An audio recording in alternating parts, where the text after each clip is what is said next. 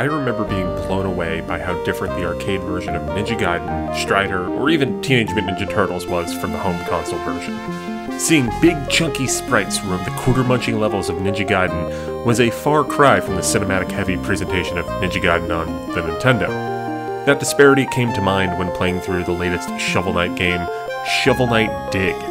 It feels like the arcade version of the original 2014 Yacht Club Games classic, taking the comparatively smaller, 8-bit inspired visuals of Shovel Knight and fitting them with more descriptive pixel art that feels similar in basic controls and gameplay, but far different in execution and structure.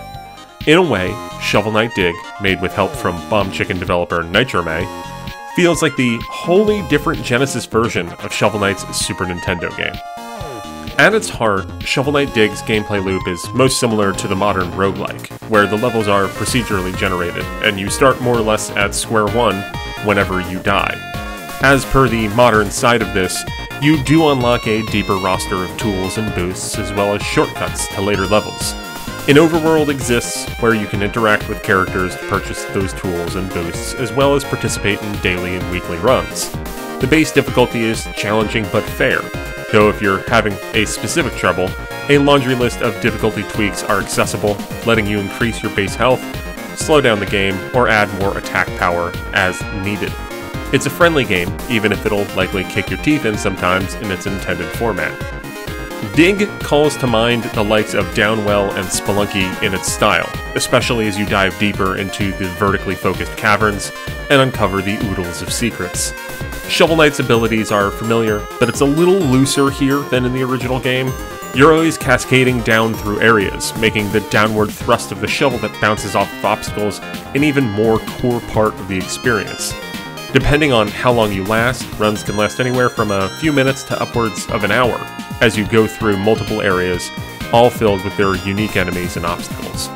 It lands the right balance for a repetitive roguelike, where there is enough variety to keep you on your toes, but also enough similarities from run to run to make you feel like you're learning the nuances of the world and making progress through your own understanding of the traps out to get you.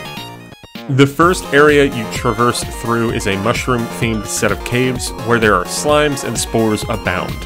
The baseline minions that appear are relatively small potatoes, but sometimes you'll come across a more challenging blockade in a level, whether it's drill spikes that cross the screen horizontally, forcing you to keep moving, or burrowing snakes that can eat you, or the precious gems you're trying to collect. Each area you go through generally consists of 3 levels and then a boss fight. When you reach the end of a level, you have the choice between going down 2 different holes to determine your next challenge. One might look decidedly easier, or one might face a difficult challenge but hold a greater reward. Sometimes, if you have a key item with you, you can unlock a path that has a reward with less of a risk. It's these constant choices that made the loop stay fresh for me over extended plays. Sometimes I'd want to survive as long as I could, while not accruing as many abilities and boosts, and other times I'd feel frisky, wanting to take on the harder challenges to try to get a greater roster of rewards.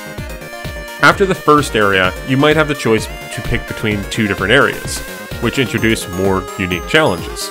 The fire area features explosions and fireballs, requiring you to be more aware of getting lit up.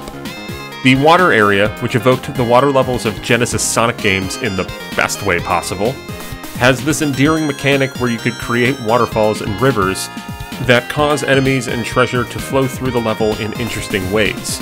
It's an incredible way to mess around with the world around you, even if it becomes increasingly risky when electric frogs start making all of the water dangerous. Your path gets more daunting as you reach the later areas, but that sense of playful challenge continues throughout the whole game.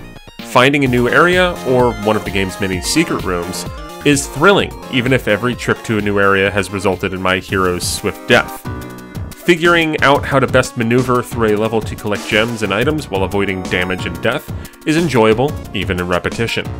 Shovel Knight Dig sticks the landing for one of the most paramount aspects of roguelikes. This feels like a different flavor of Shovel Knight, but thankfully it never feels off-brand. Dig is not a sequel, but even calling it a spin-off doesn't feel totally right. I actually learned after this that technically it's a prequel, it's the first Shovel Knight game. But anyway, this is just the 2D side-scrolling adventures of Shovel Knight's origins displayed through a different vertical lens with a dash of arcade roguelike design tossed in.